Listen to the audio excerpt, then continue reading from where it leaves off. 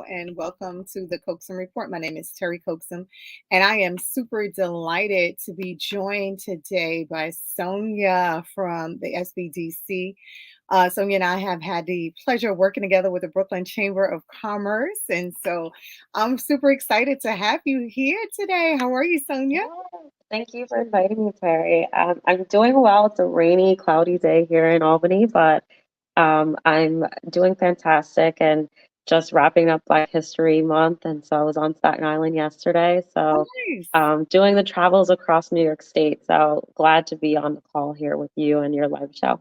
All right, great. So you are on the Coaxum Report, and you can catch us on Fire on Amazon Fire TV, on Android TV, Roku. You can also download the app at OurTV.network and listen simultaneously on radio at WSTX Bloomberg. And so don't be surprised when you hear your folks in the Caribbean or someplace in Italy call you up and say, "Hey, you were on a Coaxum Report." Yeah, yeah.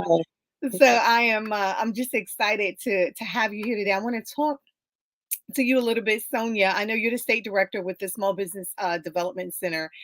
And when I worked for the SBA, I had the super amazing pleasure to work with SBDCs throughout New York. And most of us, we think about New York, we think about the city, the five boroughs, but there's actually 57 counties outside of those 52. borough. It's Oh, 60 outside. Yes. Outside the borough. Yes, yes, yes, yes. and outside of these five boroughs that we, refer to so lovingly, and you are part of that in Albany being the capital. Mhm. So I'm super excited to kind of share with you or share with the listening audience exactly what SBDC is, what they're responsible for doing. So in this TV show, I like to talk about you first. Like how Sonia got to be where you are as state director of SBDC, because your story is amazing. I had the pleasure of hearing about it when I was working with the Brooklyn Chamber on the Brooklyn Entrepreneurship Program. But want to talk a little bit about how you got to where you are, and then I want to talk about some of the barriers for our small business, the barriers, the best practices, and some Mhm. of the big ideas that you're seeing throughout all 62 counties in New York. And because you get to travel to DC and different places, I'm sure that you're sharing with your colleagues some of those very powerful stories that I like to share with our listening audience, because I don't want to just give them the barriers. I want to give them the best practices and big ideas, and then I want to end with solutions. So, who is Miss Sonia Smith? So yeah, for the listeners and Terry, as she mentioned, I was delighted to meet with her and learn about her extensive background in working with small businesses, as well as your affinity of working with minority as well as women entrepreneurs. And I think we both have that passion there, as that's our makeup. But yes, me, Sonia Smith, I'm the state director for the New York Small Business Development Center, as Terry mentioned. I have been with New York State for going on 3 years now. Previously worked with the Pennsylvania SBDC, really focused on programs and policy and compliance. My background is accounting and finance, my undergrad from Albright College, and then I did my MBA program at Kutztown University. So I was in Pennsylvania for about 13 years or so. And my whole passion kept bringing me back to small businesses. So I actually interned with the SBDC back in 2008 as a student intern because of my accounting. Yeah, because of my accounting background. So I think the whole thing about, and I worked on the university side in grants and sponsor projects as assistant director. So understanding and learning about federal and local, state types of programming, but also community types of projects. And I That's kept great. feeling like SBDC always brought me back to what I felt my purpose and mission was, is to really give the opportunity, like you said, for solutions and resources for those individuals that might not be have that available to them in their community or aware of what's available to them. So that's a little bit about me and my educational background, my work. Almost 15 years in the industry on Wow. economic and small business You look development. 10. So, so it's insane to say that, but it has been very rewarding to be able to see how we play a very small part in someone's dream. And small businesses, we hear the saying all the time and the message about being the backbone of America, but it's That's right. important and it's true because it's not just America, it's definitely within the communities that we live in. So you talk about those That's right. counties, those are the ones that are employing people within your communities. They're the ones that are innovative and trying new things. And they're supplying the services and products that you purchase every day. So it's really important to support, our own local economies. And I think that's really, really just a starting point for the Mhm. conversation that we're going to have today, because you are correct. I mean, and we hear it all the time, and it's not a cliche. Small business are the backbone of our economy. And so it's up to us in the spaces that we play in to support them, to encourage them, to give them the technical support they need. And I know that when I worked for the Small Business Administration under President Obama, one of the biggest barriers for small business, and it continues to be, is access to capital. And it just always access to capital. But in addition to that, it's that technical support. And I think that what COVID was able to do was put a spotlight on how important technical support really, really is for our small business, because you weren't able to go into that brick and mortar location, right? Mhm. So you needed to have some kind of online presence. And your online presence couldn't have been from 20 years ago if you're a restaurant, because you needed appealing online presence, right? But then you also needed a space to kind of sell your goods and wares in that online presence. And so, post COVID, a ton of business are now doing a lot more business online than they've ever done before. And so that technical support again is needed. So SBDC is really instrumental in making sure that you are providing that support, that you're holding the hands of our small business. And I think one of the exciting things that I had the opportunity to work on was trying to bring an SBDC to Brooklyn College, Yeah. because I looked Mhm. at that area and I looked at the importance of everything that was needed there. And I was like, listen, we have all of these diverse business in this spot. Like we need to have. And so that was really Senator Kevin Parker's dream. And so he brought me in to work on that project, and it was just phenomenal. But so much of that is needed. So I want to talk to you a little bit about what you're seeing in the space now, because you're in the capital, but you're covering all the Correct. SBDCs. And so much has changed over just the last 3 to 4 years as far as how you guys are doing business and how you're showing up.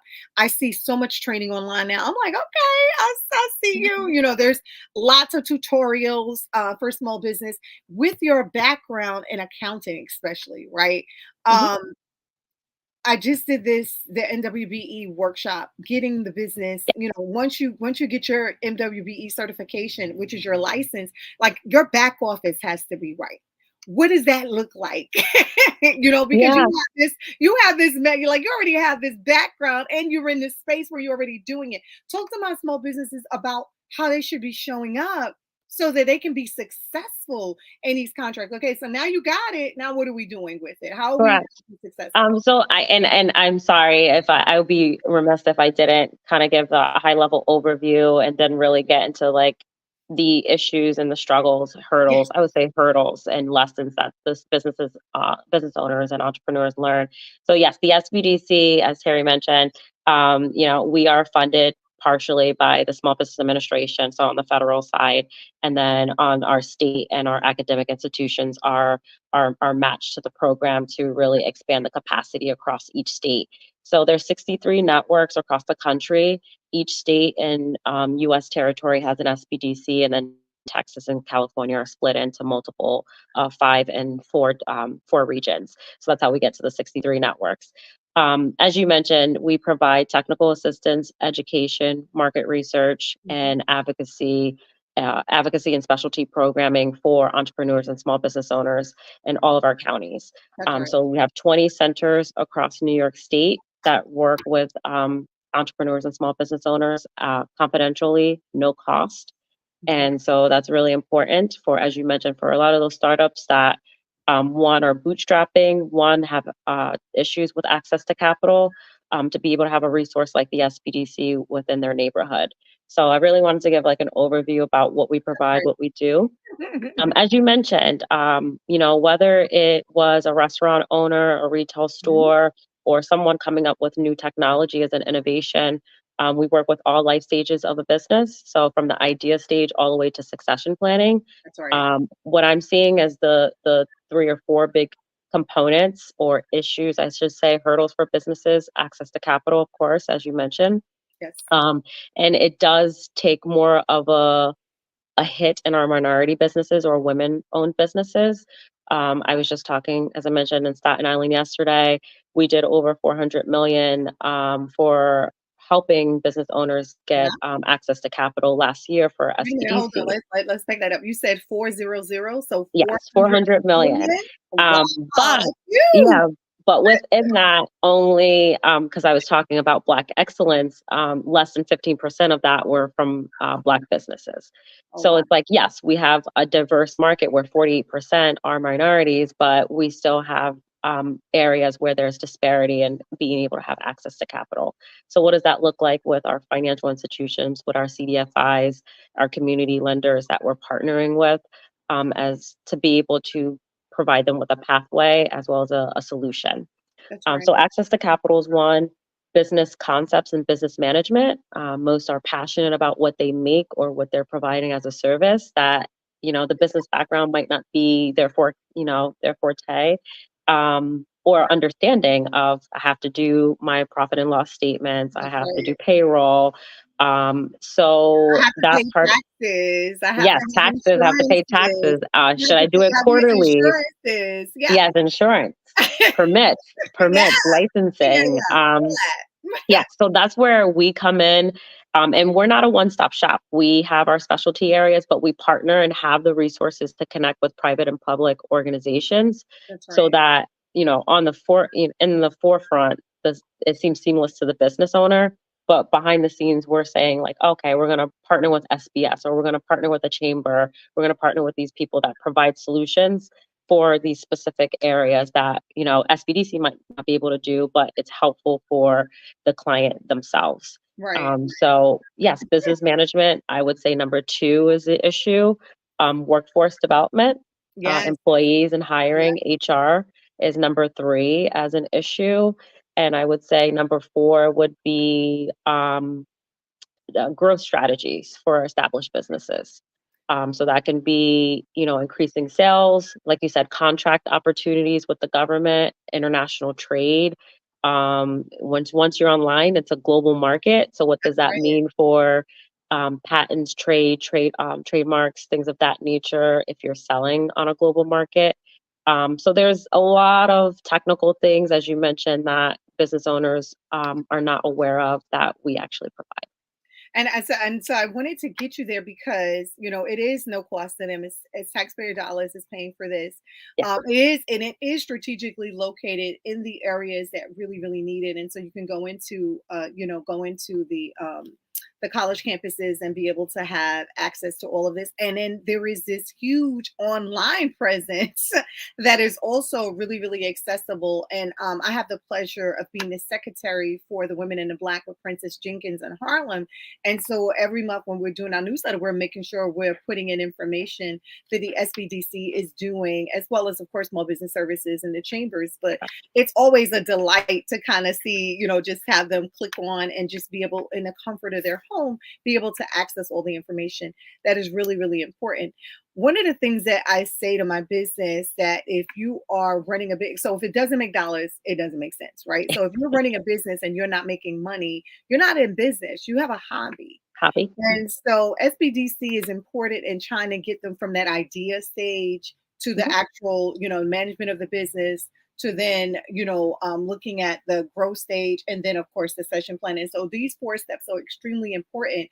And so this is another reason why I wanted to have you on a show to talk about the barriers, which we did, right? But what are some of the best practices? I mean, New York is a tenacious. I mean, I had the pleasure of covering all 62 counties, both for Senator Schumer as his deputy state director, and then for under the Obama administration with SBA and advocacy.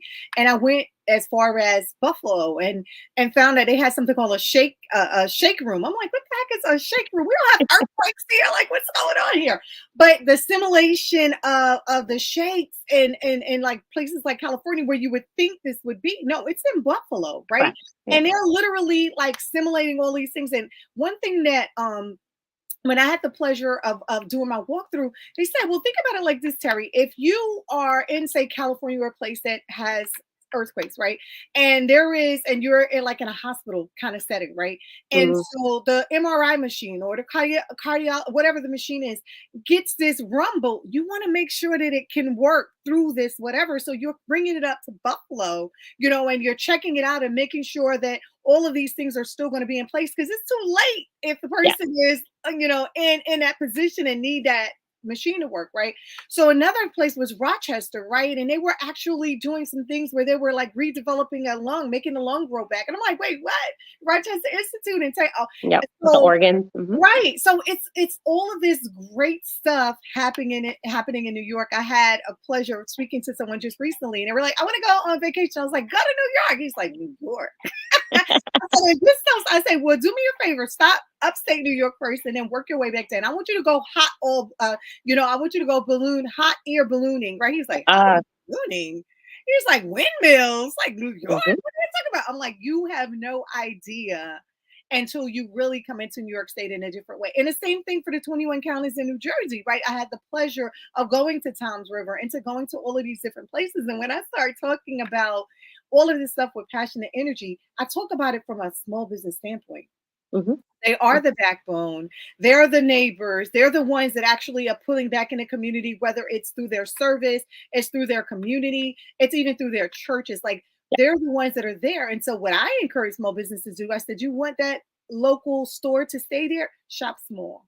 Mhm. Shop small. But what Stop I also small, encourage my dine small small. business to do Mhm. is to really give the service that needs to be delivered. Not because I'm in a neighborhood that I can just not give that top quality service. I tell them your human capital is your biggest capital, right? Because I teach at Metropolitan College, I teach in public administration, and I just had this whole conversation with my students. I'm like, your human capital is your biggest capital. So your employees that are on your team are extremely Yeah. important to the success of your team. So, what are some of the things that you help? Because you talked about it a little bit, and as far as the taxes are concerned, when I talk about my small business and they begin to grow, one of the barriers that I heard a lot about in Senator Schumer's office and of course in SBA was like those taxes, right? They were talking about Department of Labor.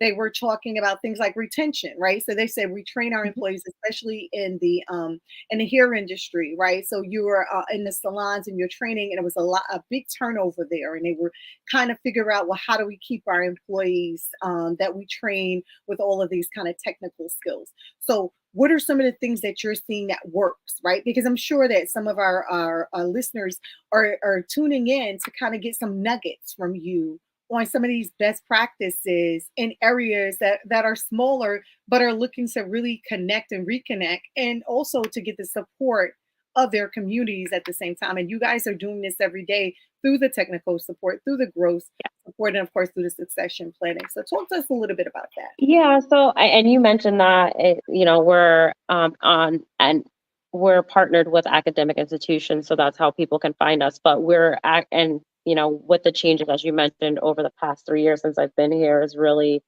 not only having online and webinars and training there, but being back in the community post That's right. pandemic. So at the local libraries, at the chambers, That's right.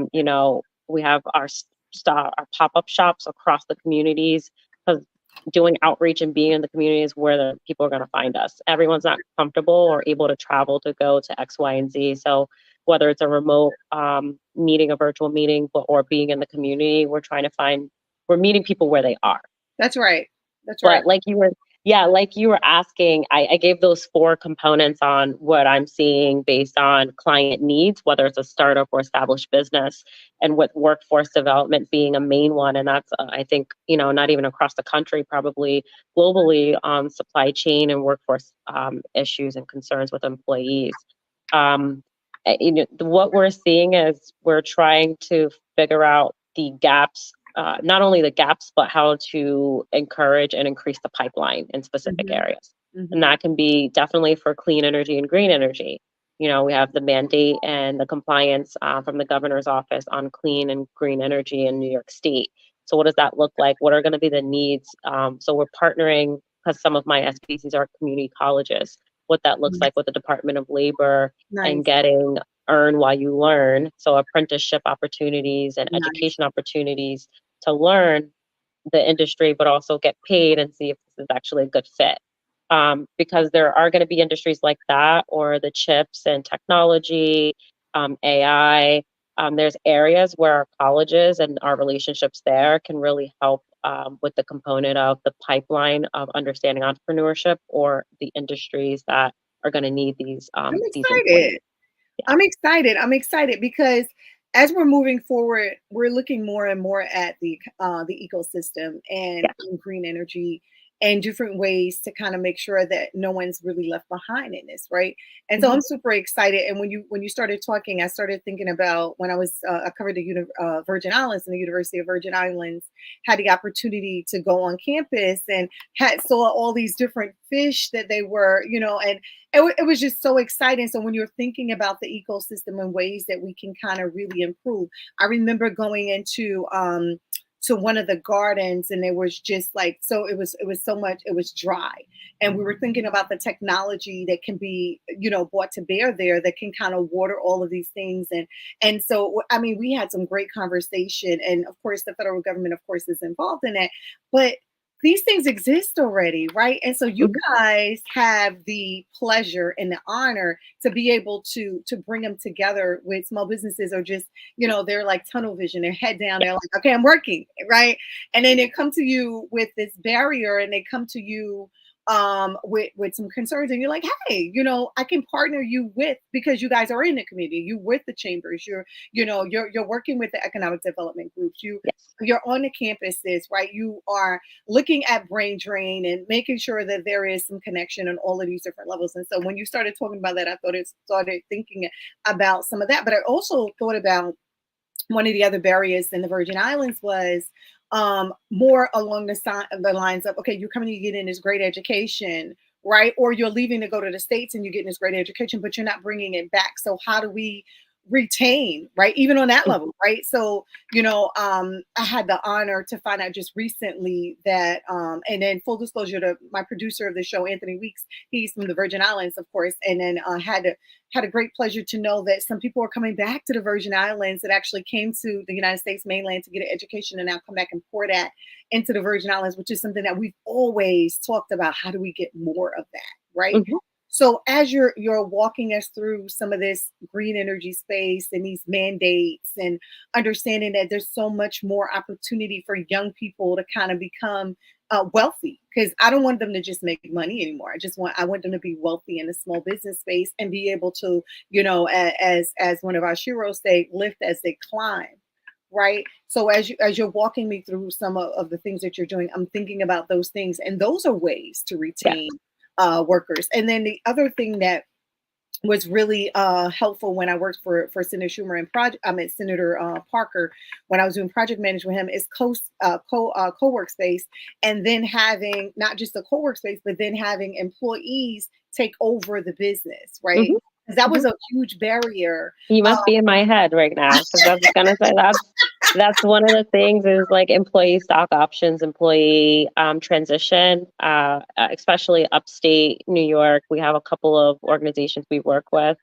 Massachusetts actually does a transition program, as well as the North Country here in New York State. That's one of the things that I mentioned yesterday during my talk on about Black excellence. Um, for the workforce now, they're ambitious and curious is the great Right. combination, is to be ambitious, to be curious, but to have your purpose and vision on the business. So a lot of business owners are, it's not just the startups, we're in the growth stage, it's also the established businesses and what they're going to do within the business and the community. That Because is right. once that business is gone, you have a lot of displaced workers, as you mentioned, individuals that have this experience or technical skill, and then the business closed, and Right. that's Right. a couple of hundred jobs in some cases, where we're seeing a lot of that across the state. So what does that mean?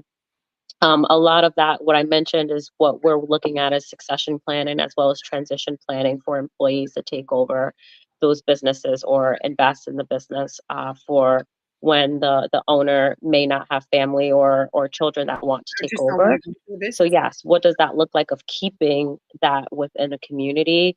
One, so you don't lose that product or service to another state or another country, but two, because that also affects the income and the economic development or the economics in that community because 100 people lost their job.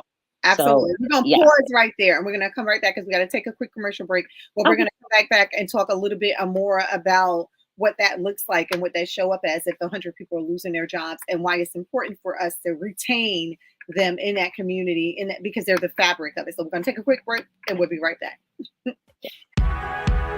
Today we're taking a little vacation on the west end of St. Croix, visiting a seaside restaurant called the Beachside Cafe here at Sandcastles on the Beach. The atmosphere is just wonderful. You just feel very welcome when you're here. Hi!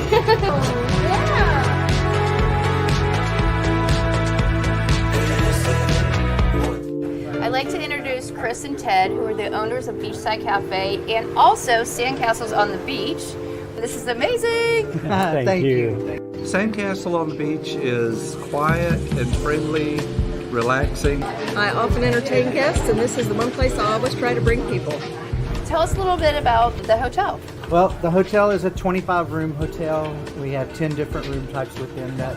We also have, of course, our greatest asset, the ocean out there, which our side of the island is very calm typically. So it's the best swimming beach and also great for snorkeling. And just walking, doing a nice walking beach tour. Absolutely. Yeah. Best beach access is right here, so we love them. And we're also fortunate we have just up the way Sandy Point National Park, and then Frederickstead Town is just a mile away. Mm-hmm. And so we're really fortunate to be in this perfect spot.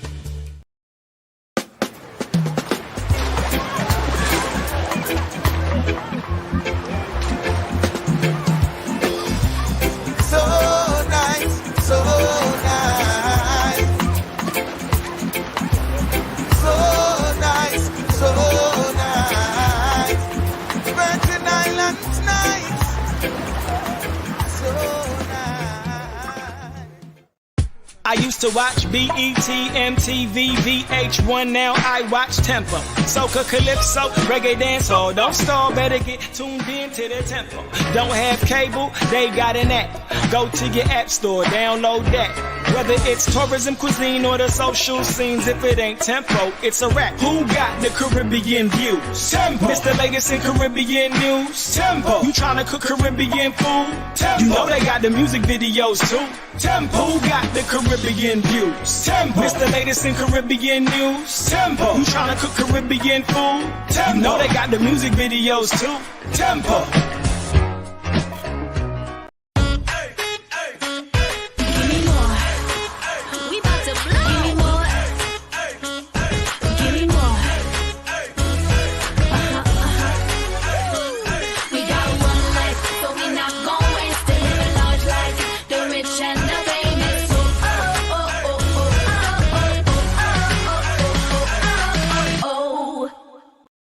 Follow the Brand TV broadcast host, Grant McGaw, as he visits with top executives and entrepreneurs to find out their secrets of success with their personal brand. Follow the Brand TV broadcast host as he focuses on brand development to build better relationships, bring value to your business, relationships, and career. You will enjoy listening to each episode that is tailored to speak to you directly. If you're looking for this type of clarity in terms of building your brand, you have tuned into the right station. Each episode will help you to shape a conversation in the 5-star BDM network of 20,000 professionals and become a springboard for your corporate engagement and business opportunities. Each guest will frame their story in the areas of personal branding, business development, career development, financial empowerment, and technology innovation. Grant McGaw explains why he is the CEO and owner of his own professional career.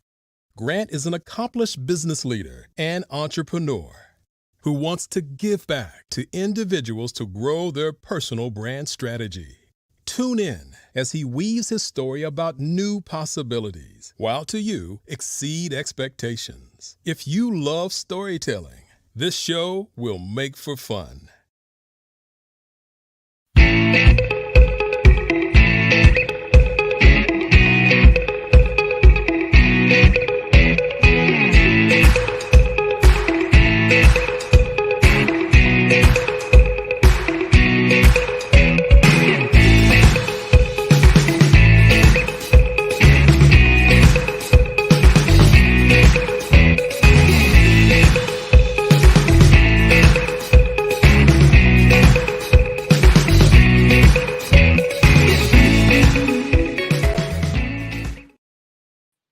Welcome back. Welcome back. Welcome back. Welcome back to the Coaxum Report.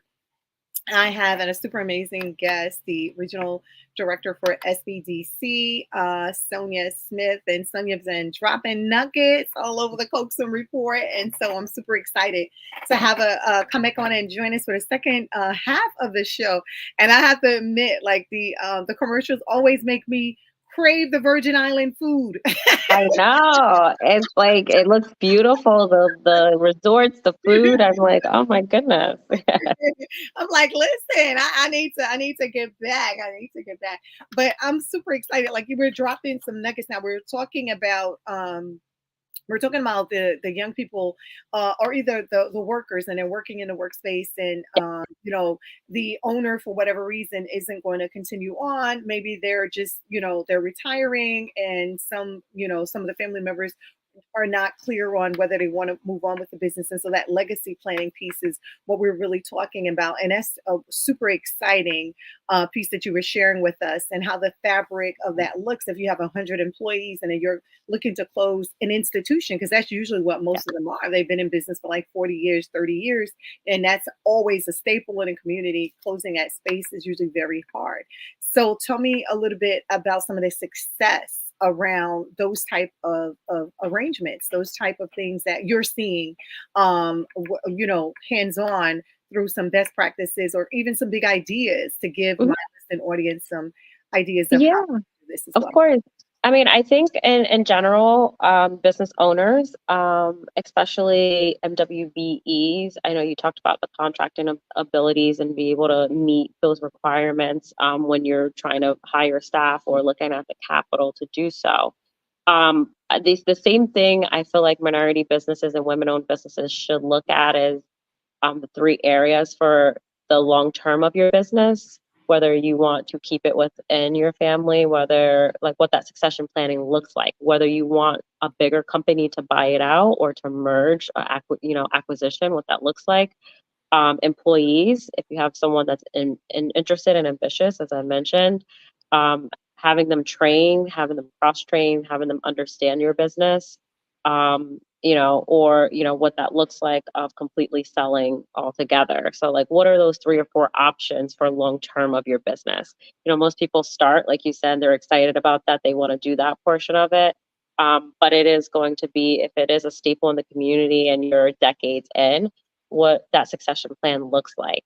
Some successes we've had with the program, like I said, we partner with a couple of entities that help with business transition. Yes. Really looking at informing business employees kind of that succession plan process with the owner, but also incorporating the employees that are interested. So the business management side, the leadership development side, understanding employees and HR compliance and rights and all of that. So I've been to a couple of manufacturers on my tours and to a lumber yard that were very successful projects that had employees actually do a stock option together, where it wasn't just 1 or 2 employees, it was a few employees that invested in that business. So then you get that where the culture and the morale is so there because it's internal and those people know what the family, what that family business is like. And it's not someone from the outside like myself coming in, or someone from another state or another country buying and acquiring the business and changing it completely. Right. So it is a good option to have employees that are interested in what that looks like financially as well as culturally to keep it within the community. As you're speaking about this and you're speaking through it, I'm thinking about some situations. One in particular in Puerto Rico, There was because you said lumber yard, and I'm thinking about the business, and it was like the Home Depot of Puerto Rico, so to speak, right? And so one of the things that they were having a problem with is that they were so much like family that they had a hard time kind of directing folks. How do I say this diplomatically? Their experiences, right? So in this particular case, it was a lot of rain in Puerto Rico at this time, and it was an individual that was responsible, like in the area with the paints and the building supplies and all of this. And so someone walks over and they were like, "Hey, I want to buy some paint." And they were like, "Are you crazy? All this rain, you're gonna buy paint?" Da, da, da, da. And the owner was like, oh, she was standing there with her mouth open, like, "What?" Like we're in the business to actually sell these things, right? And it's raining now, but it's not Hmm. gonna rain kind of thing. And so she was like, "What do I do about this?" Coach, she said, "I love everybody." And I kind of just let them do their own thing. And the person was a little upset because they believe, the person that was responsible for that area was out that day. And they were like, and this person was making more money, whatever that was, right? So what I did was I was able to partner them with Park Avenue Building Supply here in New York, right? And Okay. they both spoke Spanish. They understood the culture, and they were able to kind of give them some success stories. Because one thing about Park Avenue, if you know anything about them, they started really small on Park Avenue, and they're really big now on Atlantic Avenue, and it's a family. So Gilbert Rivera and his brothers actually had a waterproofing business, and they realized they couldn't get the building supplies fast enough for this waterproofing Hmm. business, or at this certain price line. So they started Park Avenue Building Supply to kind of help them with their business, and now it's this huge success. But it's family. One of the things I loved about it is their children would come back every summer and get paid to work at the family's business, kind of thing. Usually children are jaded because they're like, "You want me to work for free?" No, I'm not coming back, right? But in this instance, they were actually paying them, and they were going to get business degrees and coming back, actually helping to grow the business. And it's such a powerful story, with such a successful story back then. And just having them two just enter the room in the same synergy, it was just amazing. They were able to kind of give them some best practices on how your employees can be employees and friends, but they can't, like there were some lines and some boundaries Boundaries. Yes. they hadn't set those, and she didn't know how, years in, she wasn't sure how to do that. She didn't want to, really annoy anybody because she loved everybody. And so having them come in and so when you were talking about lumberyard, I'm like really smiling within because of these success stories, Yes. right? It really makes what we do worthwhile.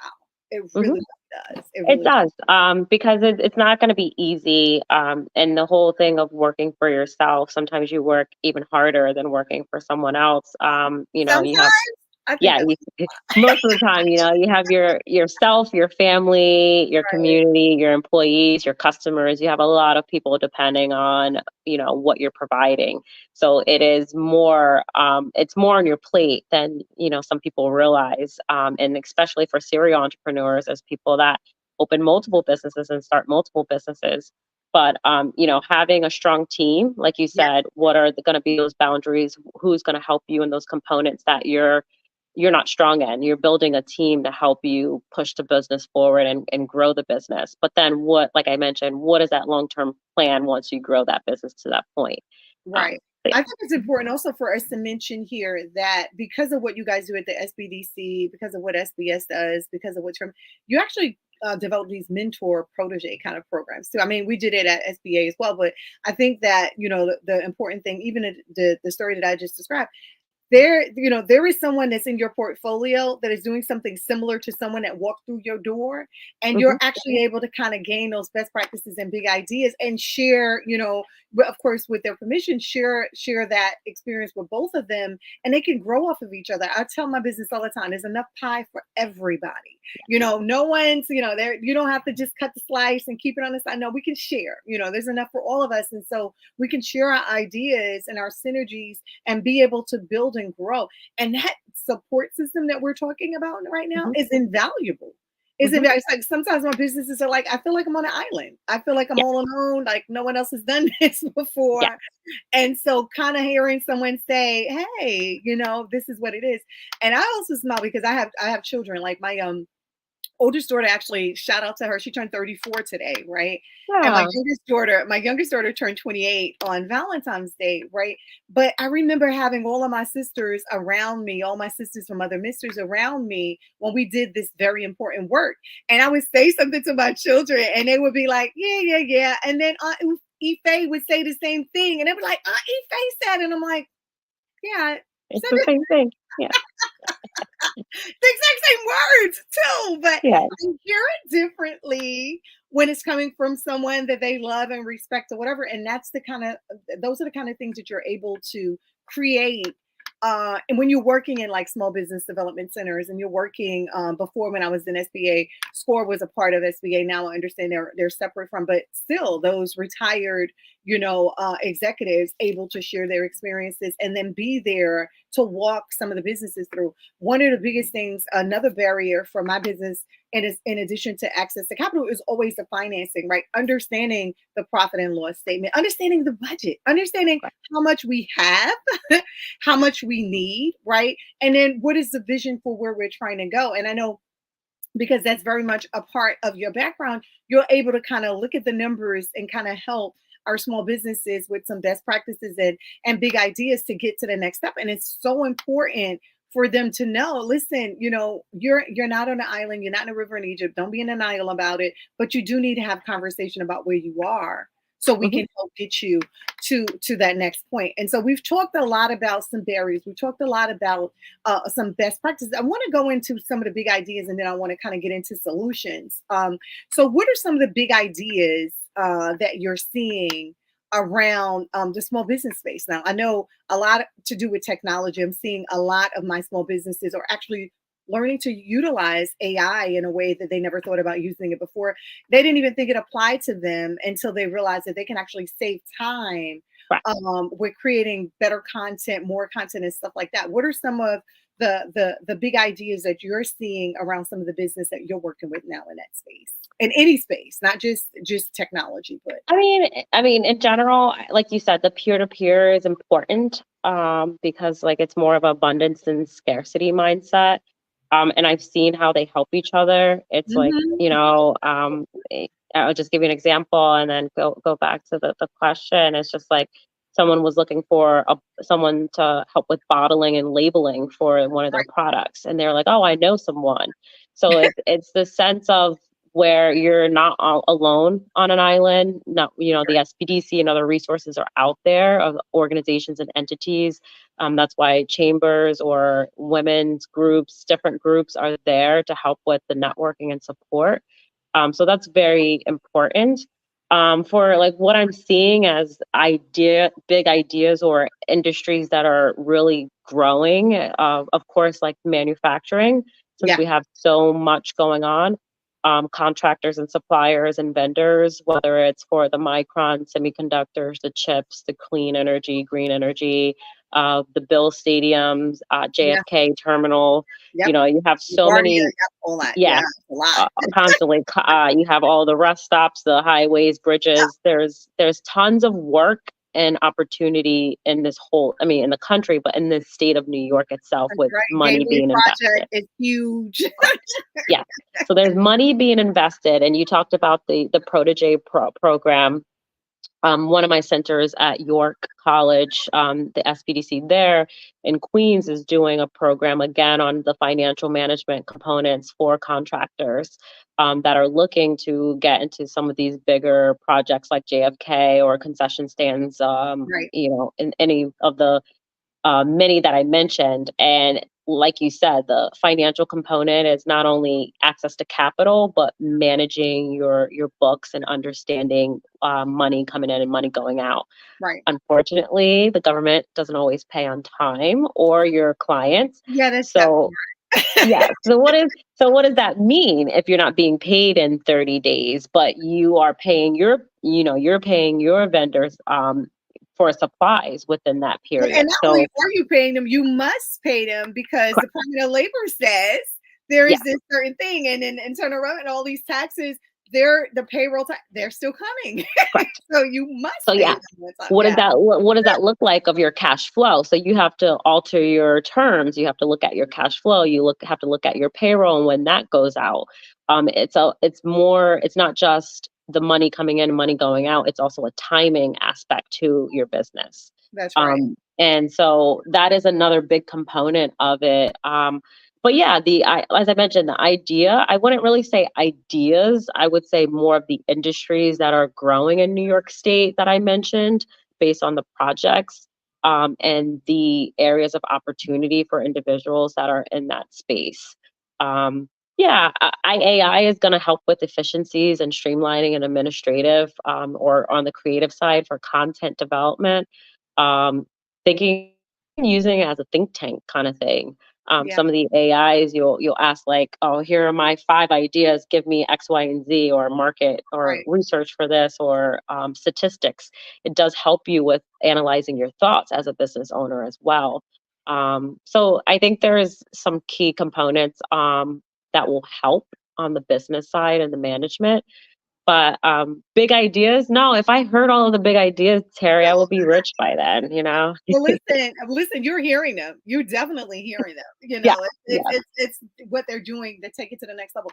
Here are some things that I was thinking about as you were speaking. So New York is unique in so many ways. So I have the pleasure and the honor of getting businesses across this country certified, right? Yeah. And so, getting them certified in Maryland is very different, and getting them certified in Pennsylvania is very different, and getting them certified in Boston is very different than getting them certified in New York and New Jersey, right? Yeah. But some of the big ideas that I get to share is like the contract funding and the bonding opportunities and the mentor protege programs with the government in these different spaces. And they're like, wait, New York, you guys got it right. Like you're actually doing what needs to be done. And so when I started smiling when you started talking about the funding part of it, because of course, if we're in business and we're growing and we're, doing business with government, we do run into those problems where there is that, the money isn't flowing in as quickly as we would love it to because of everything else that's going on. It's sure money, yes, that's true, but it's not coming in. And so, having Mayor Adams and the SBS and having that contract funding component, right? Having the individuals that I had on my panel both this year and last year, and and big shout outs to Assemblywoman Ranice Bashad Hermelin, and of course, State Senator Kevin Parker for looking at MWBEs in different ways and trying to make sure that there's access to capital in so many different ways. But last year, the access to capital looked very different than what's going on now. So we had Lendistry, and Lendistry is doing this online. It's like, wait a minute, hold on now. We're doing this whole banking thing. So there's Lendistry, and then there's True Fund. There's LISC, right? And Valerie's doing an amazing job leading LISC. And then we have things like CDFIs in our chambers that are able to do some contract funding to make sure that there's this money available so that they can have this cash flow. Because a lot of times it's not a capacity issue. It's definitely not, it's not that they can't do the work. It is the cash flow issue. So infusing them with the cash flow that they can do the job that they need to do, right? And then this year's panel was 10,000 Small Business, right, with Paisley. And of course, the SBDC was a part of this amazing group, and SBA was a part of this, as well as the Chamber. And then we had a CDFI in Pursuit, which is doing some amazing things as well. And so when I'm thinking through, and I'm smiling because I'm like, wow, we're doing some amazing things in this space because of the barriers, because of what we see as best practices and what will be the big ideas. And so if anyone's listening to this now, I want them to understand that there is opportunities out there. One, for you to do business with government, for you to have this technical support through the SBDCs and all of these different things. But there is also people that are forward thinking, and okay, if you're not paid on time, what are some ways that you can actually be infused with this cash flow so that you can be successful in the things that you're successful in? And so I'm super excited that you shared that part, because those are best practices and big ideas for other spaces that may not be doing it right now, but can look at New York, New Jersey, Puerto Rico, and the Virgin Islands as models to be able to do exactly what we're doing and doing so successfully. So I want to commend you for that, because I'm like, wait, you may like And those are all the partners that you mentioned, the CDFIs. Lindustry is a great partner, a new relationship for the past 2 years. Since I've been here, we've been building that relationship even stronger. And True Fund, yes, we have a former SBDC staffer that's now with True Fund. So Wow, okay. the connection is there. Like you said, the understanding of what's needed in those spaces and coming together to find solutions. So any of the legislators and the members that support that and understand the opportunities to help MWBEs be more successful is what we're looking at. And yeah, Lindustry being a fintech and doing it online Yeah, is that's a great amazing. thing. Yeah. Yes, and we were on a panel together earlier this year, or earlier this month. We were on a panel together talking about contract funding and bond fund, surety bond, and what Lindustry does in the partnership with New York SBDC. So we're, like you said, sharing it with other states to show like there's opportunities for growth and helping MWBEs be successful. So, And I want to shout out the Gateway Project too, right? I definitely listen, Tracy Mitchell and Rod Hickman, like they're doing it, right? So when we see our partners in building wealth doing great things, I always want to kind of highlight what they're doing because other people are watching. Like I said, everybody from all over the world get an opportunity to see the Coaxum Report. I remember I had a colleague that's a city council member down in South Carolina where I was born and raised, and he got like a little video. Somebody shot him a video from Africa, from South Africa, saying, "I saw you on the Coaxum Report," right? And then I had a colleague here in New York who's from TNT, and her cousin in Trinidad was like, "Why are you on my TV right now?" So what we're saying, I want it to be able to resonate with individuals that need this kind of support and encouragement because I'm all about, I'm all about empowering and encouraging. That's my definitive purpose in life. Having you on this show is super amazing because you have all of the access to all of these things. And like you said, I don't know. I'm like, yeah, like you're listening. You don't realize it, but you got more than you know here, So it's a delight to have you on a show to talk about these things. And, it's always fun when you look back, you're like, wait, we have 3 minutes. Wait, how do we only have 3 minutes? Like this went by so quickly. But I do want you to share any final thoughts on all the weeks, because you dropped a lot of nuggets, like, right. You talked about the barriers, you talked about best practices, big ideas. You gave us the 4 pillars, right? When small businesses, from their ideas to, of course, their technical support, the access to capital, to the growth into their legacy, right? okay. And then you talked about some of the best practices and, of course, the big ideas around, the ecosystem and all of these rules and regs that's coming around with green and all that. And so I just want you to leave some final thoughts with the listening audience because you dropped a lot of nuggets. So what is something that you would want to leave with with those that are going to be listening to us, and even Tempo is going to also rebroadcast this, right? So this is also rebroadcast on Tempo. So what do you want our small business owner across this world to know or to be left with? Like, what is one thing that you want to leave them with? That there, similar to what you were saying and what I kind of reiterated, that there's enough opportunity for everyone. Find your space, find your purpose, find your passion, and whether it's monetizing it, whether it's partnering with someone, selling that idea, there's a way to make it successful. And of course, there's going to be there's learning from the failures is probably learning from the failures, and learning quickly from those failures will help you be more successful, because some things have been done before and some things haven't been tried. But learning from that and moving on probably will give you more insight than actually just talking to someone and or reading it from a book or online. Right, that Just trying experience. it and trying it and doing it is being like, okay, now we have to do it this way, or maybe doing it, having this person on my team do it instead.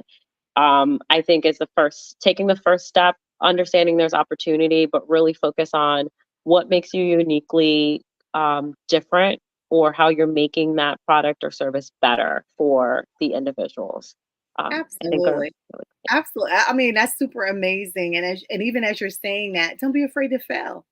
Because no. when you fail, it's going to show you other ways that you can do it. That's like the Henry Ford model, right? He said, yeah, I failed this many times. I knew I couldn't do it that way anymore, right? Yep. So yeah, that highlights exactly what taking a risk and being an entrepreneur is. Not being afraid to fail and understanding there's so many more things for you to do. And I'm delighted to have you on the show today to Well, walk us thank you for through, having me. all of this. And I look forward to, continue to partner with you because there's so much more to come with you. I'm just like, what we doing? Here we are. So continue to show up, continue to be who you are, continue to pour all of your knowledge, skills, and ability into your role in SBDC. And I look forward to seeing whatever else you're going to do. And I'm here for it. So have a super amazing day on purpose. And thanks again for being a part of the Coaxum Report. Take care. Thank you, Terry.